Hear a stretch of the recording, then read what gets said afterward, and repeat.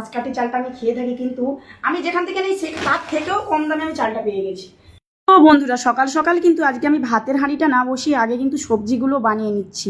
বাবু স্কুলে যাবে, তো বাবুজিগু দুজনে স্কুলে যাবে, তাড়াতাড়ি রান্নাটা হয়ে গেলে, সবজিগুলো রান্না হয়ে গেলে, মাছ টাছগুলো আর ভাতের হাঁড়িটা কিন্তু বানাতে খুব একটা বেশি টাইম লাগে না। ভাতটা বসিয়ে দিয়ে ওদেরকে চান করাতে করাতেই কিন্তু ভাতটা হয়ে যায়। তো চলো, ফাইনালি কিন্তু আমার সব কিছু রান্নাবান্না হয়ে গেছে। এবার চলো ভাতটা বসাবো।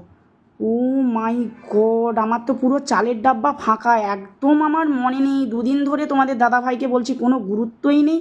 আজকে তো আমি পুরো ফেসে গেছি, কি করব এ ভগবান। আরে বাবু, তুই তোর বাবাকে আগে ফোন কর, ডাব্বার মধ্যে কিন্তু পুরো চাল ফাঁকা, কিভাবে আমি রান্না বান্না করব?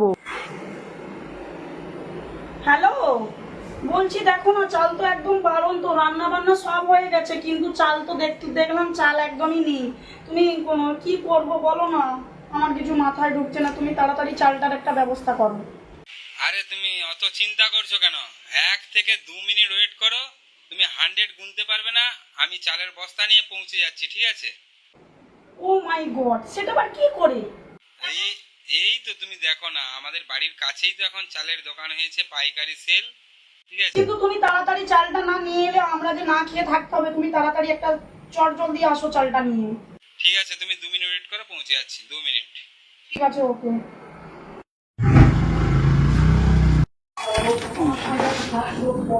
ও মাই গড, সত্যি সত্যি চাল চলে আসছে।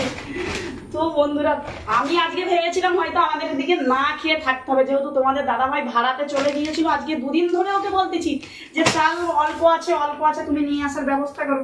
কিন্তু আমি ভাবতেই পারছি না যে এত কম টাইমের মধ্যে তুমি কোথা থেকে চালটা নিয়ে এলে গো। তো যাই হোক, মোটামুটি বন্ধুরা তোমাদের দিকে ডিটেলসটা বলে দিচ্ছি, তোমরাও পাবে এত কম টাইমের মধ্যে এত কুইক সার্ভিস। নারায়ণদাড়ি বাজারের কাছেই টোটো শোরুমের বিপরীতে দোকানটি অবস্থিত। একদম আমার বাড়ির কাছেই এখানে সমস্ত রকমের চাল পাওয়া যায়, সেই জন্য তোমার দিদিভাইকে বলে দিয়েই ছুটে চলে এলাম দোকানে। তো বন্ধুরা, তোমরা কি ভাবছো যে চালটা কিনতে যাব কি যাব না? বিশ্বাস করো, একদম কিন্তু সস্তা দামে এখানে চাল পাওয়া যাচ্ছে। নারায়ণদাড়ি বাজারের কাছে টোটো শোরুমের বিপরীতেই কিন্তু।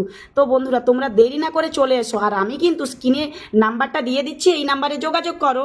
চালটা শুধু দেখো, ও মাই গড, চালটা যেন পুরো হাসতিছে, কি দারুণ। তো এতদিন আমরা অন্য চাল খেয়েছি, আজ থেকে এই চালটা খাবো।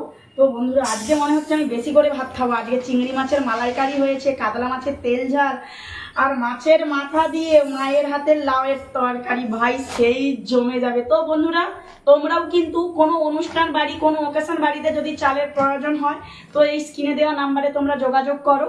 আর অবশ্যই সব রকম চাল এখান থেকে তোমরা পেয়ে যাবে। হ্যাঁ, আরেকটা কথা ভুলে গেছি, অনেকে হয়তো তোমরা এই পালিশ করা চালটাল হয়তো তোমরা পছন্দ করবে না, তো তাদের জন্য কিন্তু দেশি চালেরও ব্যবস্থা রয়েছে। আর আমার সব থেকে ফেভারিট হচ্ছে বাঁশকাঠি চালটা, আমি খেয়ে থাকি, কিন্তু আমি যেখান থেকে নিই তার থেকেও কম দামে আমি চালটা পেয়ে গেছি। তো যেখানে আমি 2 টাকা কমে পাবো সেখানে খাবো নাকি অন্য দোকান থেকে নেব?